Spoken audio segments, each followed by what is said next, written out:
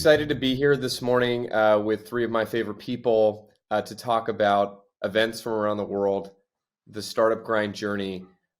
Just by way of quick background, in 2010, a few friends and I started hosting an event series in my office in Mountain View, California, which we called Startup Grind, which was sort of designed to educate and inspire us and help us to learn.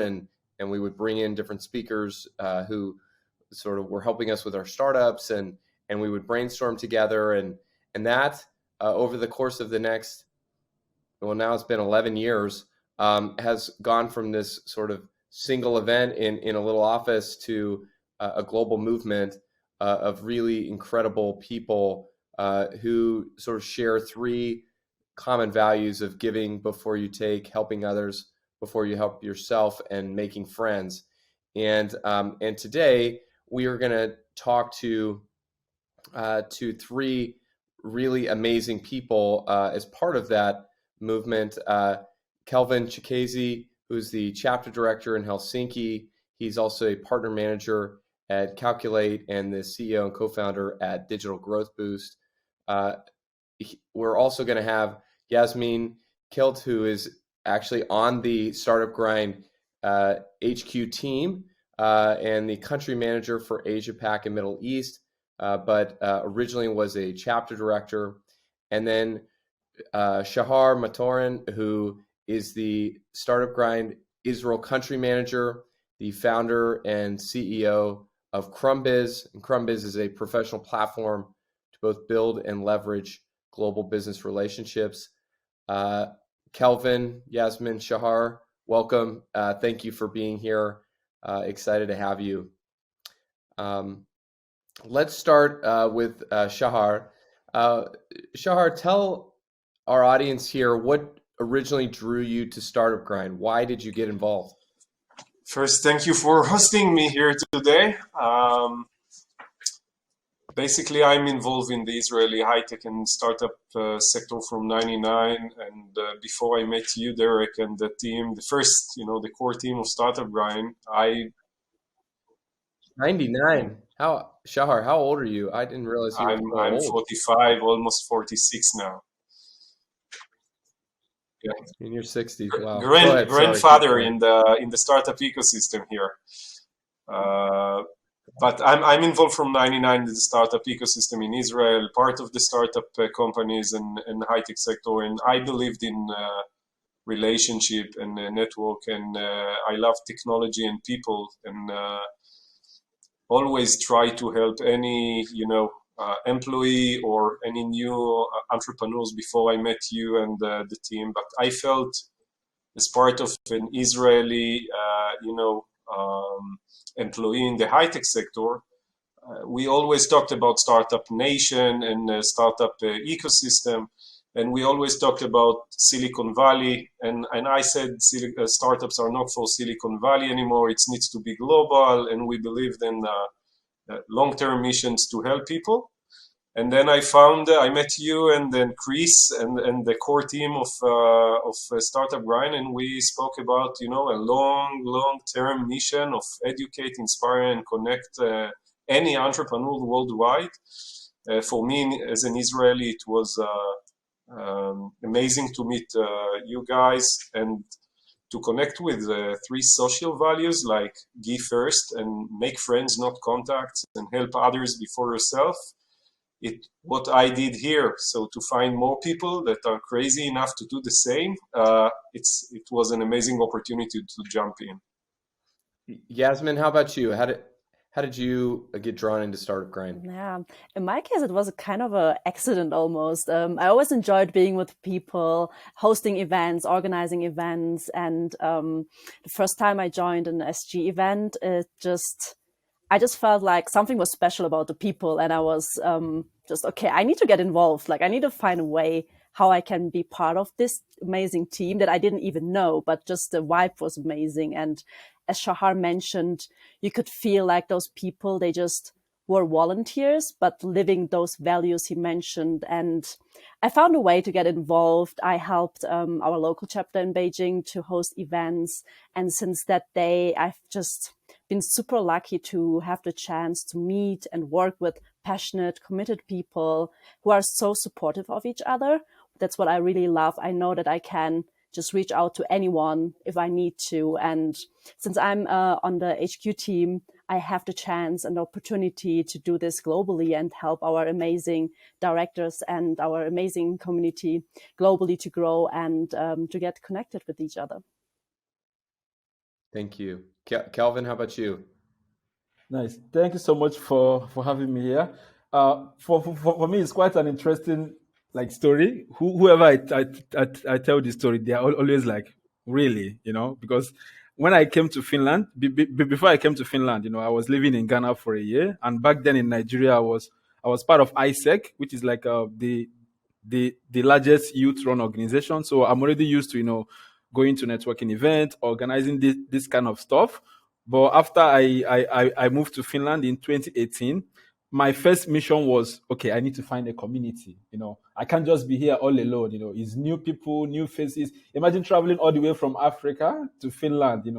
The weather, the people, everything is totally different. So I needed to somehow belong.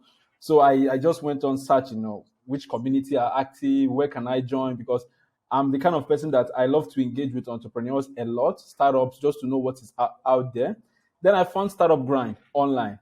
I'm like, whoa, it looks cool. I checked out some of the events. I listened to some speakers. I'm like, damn, this is what I'm looking for. Let me check the Helsinki chapter and apply to join and those kind of stuff. Funny enough, I was applying to join, so I can be a member and take part of what is going on and be able to contribute. And I realized, oh, okay, Helsinki chapter is not active. There's nothing happening here. So in a matter of minutes, I had to move from joining to starting the chapter all over again in Helsinki. I'm like, damn it, I just wanted to be part of something. I don't have the energy, the time, the resources. I don't even know anybody in Helsinki yet. I'm like, I'm still new, how am I going to do this stuff? But what actually helped me a lot was I used to go to a lot of events in Helsinki. In a matter of 3 months, I already got well connected with a lot of, entrepreneurs, startups, investors. So I was already well known, which played a huge role. So I like, okay, let's see if we can lead this chapter. I applied and I was just fascinated with the conferences, the events, the networking, and the people. The resources were so huge that I felt that even if I'm not going to be part of it as a member, I have to lead it. Somehow I need to get involved because I can't just detach myself from it's like you going to heaven and they're asking you to come back to earth. No way. You wanna go to heaven and keep staying in heaven. So the time I met Startup Grind, I was like, yeah, this is where I need to be. And I went for my first global. Damn, mind blowing. I'm like, hell no, I'm not going back. This is where I need to be. This is my people. It felt like family. So that's how the story has been for me.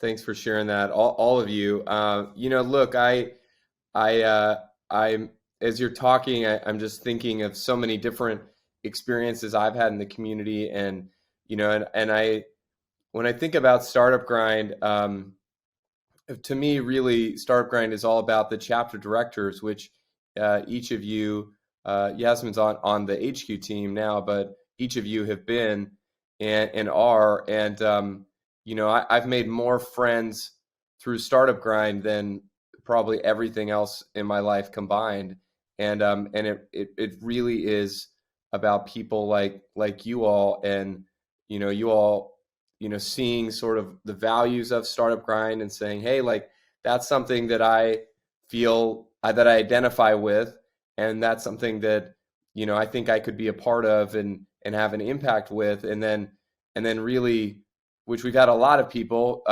feel that way, but then a lot of people don't do it, and you all have all made such incredible contributions in very different places in the world, and so really Startup Grind is about the chapter directors, and it really doesn't exist without the chapter directors. It's just it's just a meetup with me and a few friends. So I am incredibly grateful for for you all and for people like you who have made Startup Grind something that connects globally and that is just much bigger than what it was ever originally intended to be. Shahar, we know that Israel is one of the most innovative places in the world, and that this tiny little region it generates more ideas and startups than really just about anywhere, maybe outside of Silicon Valley, in some cases more than Silicon Valley, probably per capita. What's the entrepreneurial community in Israel like? And then how does that dictate the content and vibe of the events that you do? I know there are a lot of events for startups in Israel, and somehow you've managed to stand out amongst everyone else.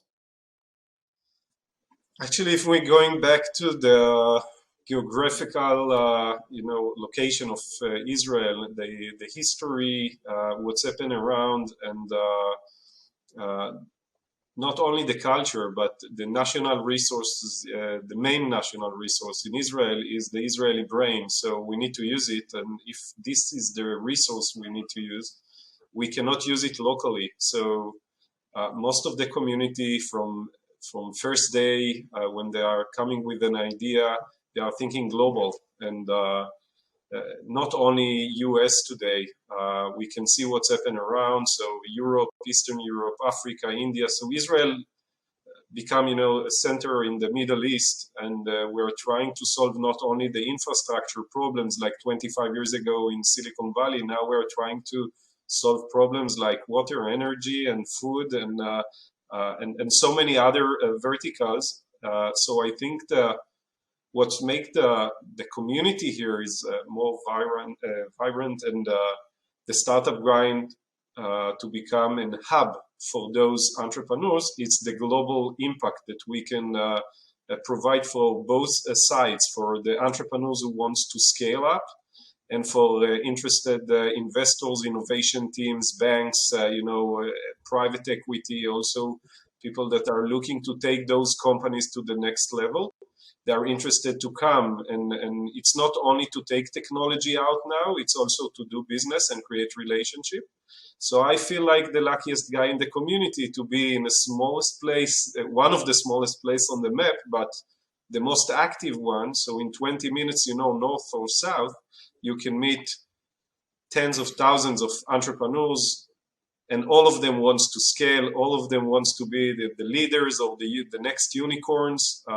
So I feel lucky to represent Israel in Startup Grind, to represent those entrepreneurs when we present them in our conferences in Europe, for example, 2 days ago, to put 3 founders from Israel that made, a unicorn stage or an IPO, and 1 woman. We promoted women in the community for many years now, for more than 8 years.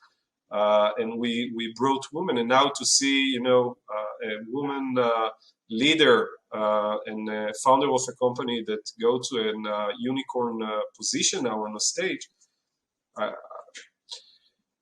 it's really excited. So I not just feel lucky. I really excited for every day. I'm waking up.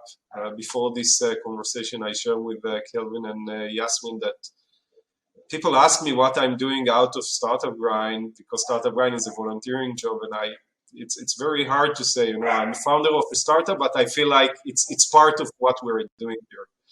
So. Well, you're very publicly active, and one of the most active people in the community. Sometimes people ask me if you are the CEO, and I always tell them that you are. So if anybody asks you, you can tell them that as well. Yasemin, in your role, you're observing and supporting over 120 chapters in APAC. What does it take to be a great chapter director for Startup Grind? I think Shahar just mentioned so many important points, and I can just add on that.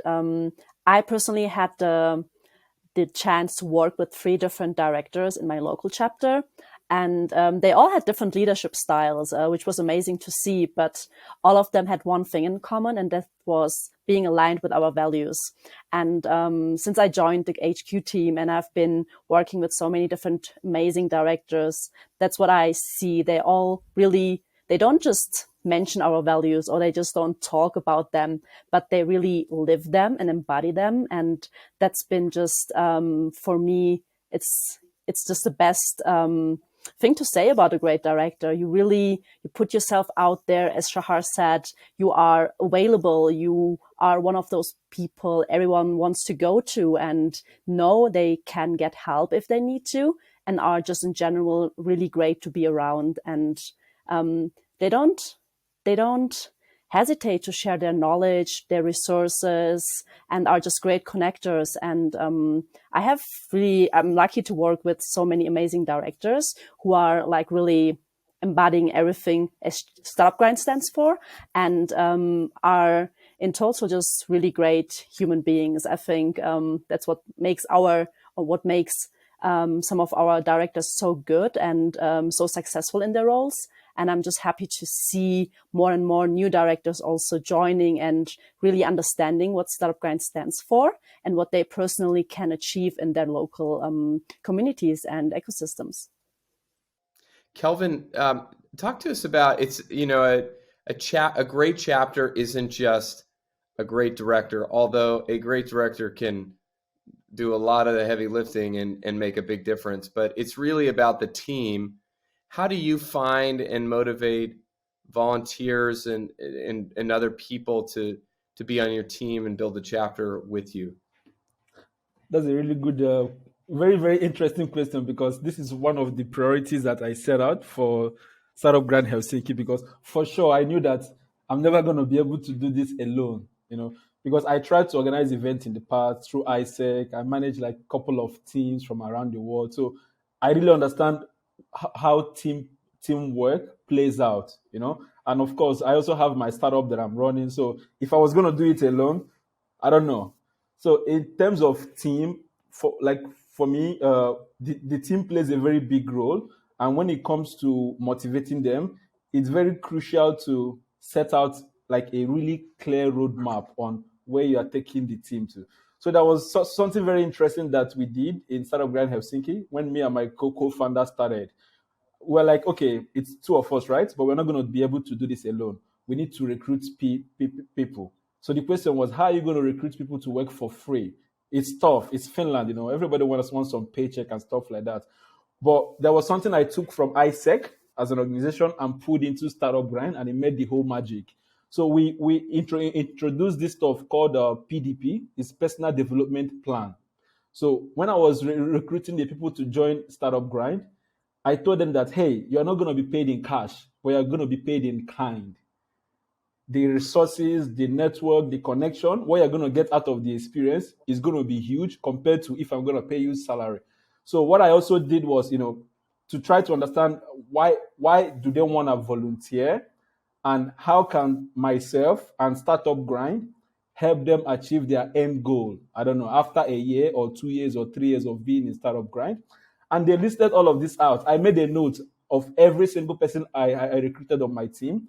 I know what they want to achieve. I know who they want to meet in life. I know where they want to be. So, during events, during meetings, I just look out for them. I'm like, yeah, I remember this girl. She wants to work in marketing department. I should try to help her connect to some marketing agencies and so something like that. And also, every quarter, I have this personal development call where basically I ask them, how is the experience going? What have you learned new within these past 3 months?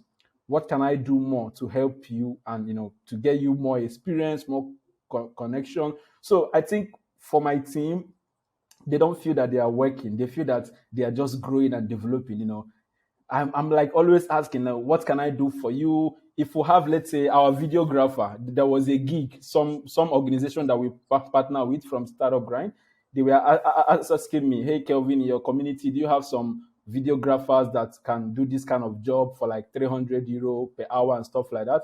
I'm like, of course, I have people on my team, they are working for free. So if I have an opportunity to get them a paid gig, I'm going to do it. Even if I was good at videographing, I'm not going to do that gig. So what I did was just basically talk to the videographer on the team. I'm like, hey, guy, are you free? Would you like to take this kind of job? boom. So all these little things, it's something that makes them very grateful for the experience, and they never want to leave. Because sometimes I sit down, I ask myself, how is it even possible that people are working for Startup Grind in Helsinki for free?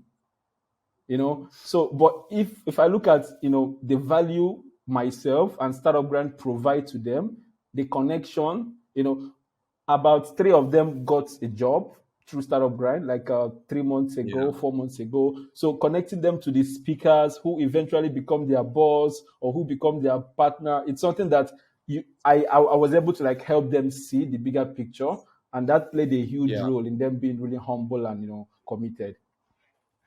Yeah, I think it's really easy for some people to see the correlation, and it's really difficult for others, where you say like, hey, like, I'm putting in a couple hours here, like I want to make money, and the reality is like you it, because it's sort of a volunteer driven organization, like it's not that people aren't getting paid or we don't want to pay people. It's just that the sort of really the value of the effort, it's not directly correlated to like handing someone money, right? And you mentioned a few things of people, those same people being able to come and get jobs. I mean, I've gotten investors from Startup Grind, many of them. I've gotten, so many team members that I have found through Startup Grind where I didn't have to pay a headhunter a fee. I've so many different business opportunities or ways I've made money. We've had somebody who got married from someone that they met at Startup. Actually, we've had a few of those and have children. I mean, like what's that worth? Don't put a value on that. So, there you kind of have to understand that, hey, I want to get here. And sometimes the best path to getting here is not a straight path. It's kind of up to the side and around, and you got to kind of don't go straight up the rock face, like kind of work your way around and you can get there. And I think what we've found with Startup Grind is that it's a great path, one of the best paths to getting connected, to meeting great people, and to building your career. But you kind of have to get in, kind of get in the program in order to do that. Shahar, you've been a chapter director for I think it's like 30 or maybe 35 years now. You've seen lots of people come and go. You've had co-directors; they were there. They've moved on. You're still doing it. So, how have you motivated the team and seen this sort of different people that have come through and helped them be successful with the Tel Aviv chapter? So after 30 years, I can split, for 3 periods. The first period was to build an infrastructure for a community, and I can't remember. I can't forget the email. The first email I asked for 170 people on BCC. Hey guys, help me! I just got an opportunity to build a community in Israel to represent a global community here, and I need a space. I need a venue to host a small event of a couple of people. And I was lucky to get 5 minutes later for one of them, from 170 people. One of them told me that they are just moving to a new building for their office space, and they have the 5th floor is with balcony. I think, Derek, you were there in 2015. And the founder of this company told me, okay, my space is your space. You can host here the entrepreneurs. We really want to help, innovation here in Israel. So if you are bringing a couple of innovative people together to the same room, it's okay. And I will ask my VPs to help you. So two of them joined, the VP marketing and the VP sales, and also the VP marketing and sales was the same one, and the VP operation of this company. So both of them joined on the first event, and one of them stayed for 5 years. You know him very well. It's Ram Yonish that I was lucky to have, the co-director with me as a volunteer. It's like a package deal. It came with the venue. So so this was the first thing. I never felt alone when we built this community. So it was for the first moment with a co-director, and we became a good friends. And I can tell you that if you talked about the personal development, these great co-directors made 2 exits just last year based on relationship in Startup Grind. So we are happy to see how you can meet not only great people but relevant people to your next step in your career. Yeah, and can I just probably say what the thing that everyone's wondering is, did we coordinate shirts today? And the answer to that is no, we did not. But you can see, first of all, Shahar has like literally, I don't know if you pan the camera and you have them all set up, Shahar has like 100 Startup Grind shirts.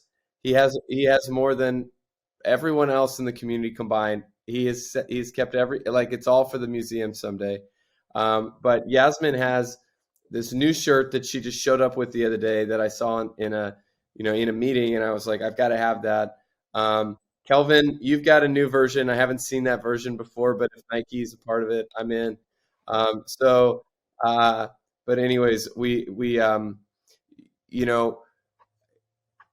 people, I always say this, like, what's good for the people that run the chapters is good for Startup Grind. And, look, we really want people to be engaged for a long time. Shahar always says, what do you always say, Shahar, that about Startup Grind, that it's, what do you say? It's a lifelong mission. Thank you. And I love that. And I feel the same way. I'm inspired by Shahar, kind of coming up with that. And some people kind of, we've seen people, they leave, they come, they help, they get a job, they go become, they go start a startup or whatever, and then they'll come back, a few years later, they'll come back and get re-engaged again, and then same thing happens again. They come back for 2 events and then they find another opportunity at the event. Yasemin, could you tell us about one event or something that's happened at Startup Grind that really stands out to you, or something that you're really proud of?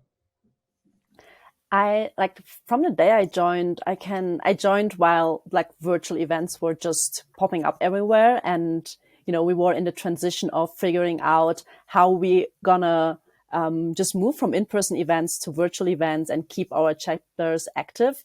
And I think the most outstanding thing for me was to see how not only our team our HQ team, but how all our chapter directors and communities just really used the chance to get engaged virtually. I have seen so many chapters collaborating with each other. I think Shahar in Tel Aviv is one great example. He did host events with chapters in the United Arab Emirates, with Singapore. We in Beijing did host events together with Taiwan as well.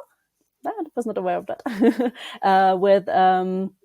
Within chapters in Germany as well. So it was just so great to see that virtual events changed the way we hosted events. It was not just local anymore, but it became a whole global thing. And I saw directors all over the world just connecting with each other, hosting events, not only cross-promoting, but really being in the same room virtually and hosting events and just opening up new networking opportunities, new ways, new activities to their chapter members. And I think that just has been amazing for me as a community manager to see and also to support. I remember in the beginning hopping on so many calls, helping our directors to get set up, talking to them prior to the event. It was really nice to meet them all and just start this virtual journey together.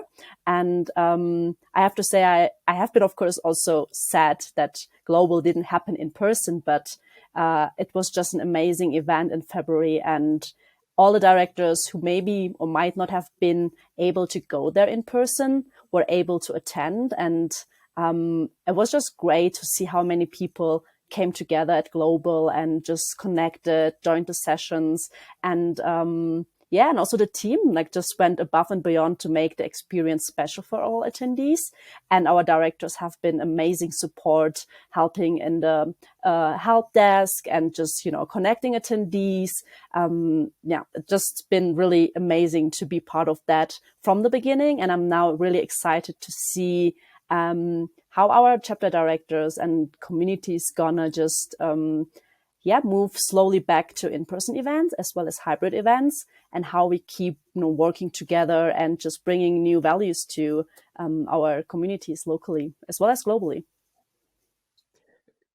Kelvin, how do you keep the conversation and the connections going in between the events that you're hosting?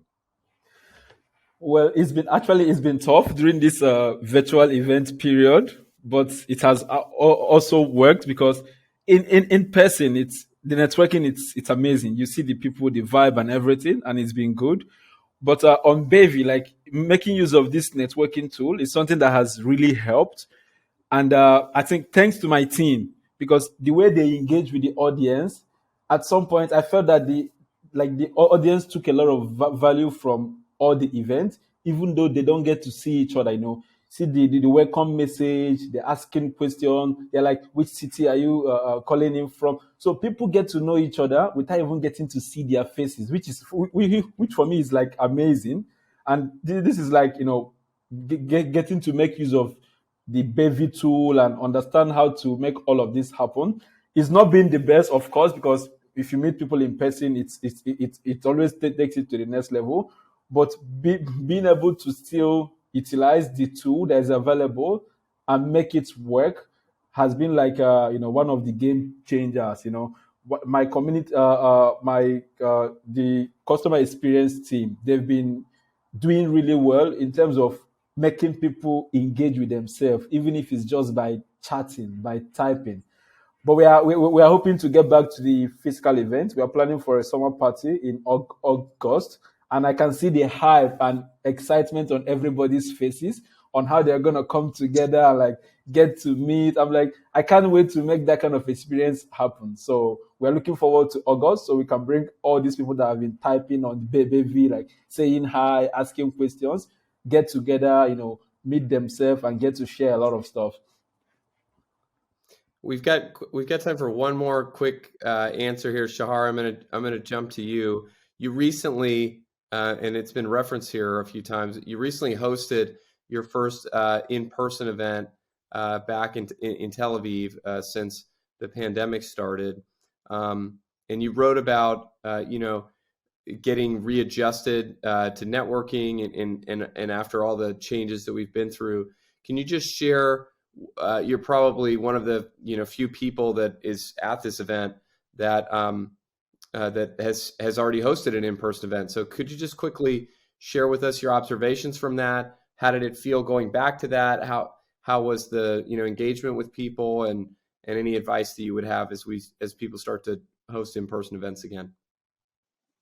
Yeah, sure. I will start by saying that COVID showed us a great lesson. What is the power of startup grind? Because when COVID came, I thought that we believed in in-person events. We always talked that we are not believing in groups, online groups that are discussing. In general, we need to create friendship and meet each other every month and talk about the business and how it's going and help to connect. And then COVID came, and you and your team successfully integrated the video, and we understood the power of startup grind is not going to to shut down chapters. Now we are going to connect and work together. Actually, I was very happy to see the collaboration between chapter directors. And then after a couple of months, actually a year and a half for us here, in Israel, we were lucky to get the vaccine. It's a small country, so more than 50% got the vaccine. We saw some great things happen. They opened again the airport, and we tried, to be careful, but to start meet in a small group. And for us, the monthly events is a small group meeting around 50 people 15 to 100. So now we are not pushing to the limits. We're staying, small groups that are starting to meet. But what I realized that after a year and a half that you sit with bottle of water and some, food and beverages just for you and your own, beer, and you're trying to create the networking effect on screen, people forgot what they should do before the interview. So Startup Grind, we're starting with the networking part, then we move to the interview, the fireside chat with successful entrepreneurs, and then we have the second chance, to hang around, meet, and maybe to schedule later meetings. And what I realized that people came, took the beer, and find the seats, to be in the first row or the second line, and waited for the interview for 40 minutes. I said, talk. "Hey guys, this You're is here. not You've got other me. humans You are here. not in Zoom. You gotta interact with them. Yeah, Right. you're not in Zoom anymore. You cannot change your background now. The Right. background is this. This is the venue.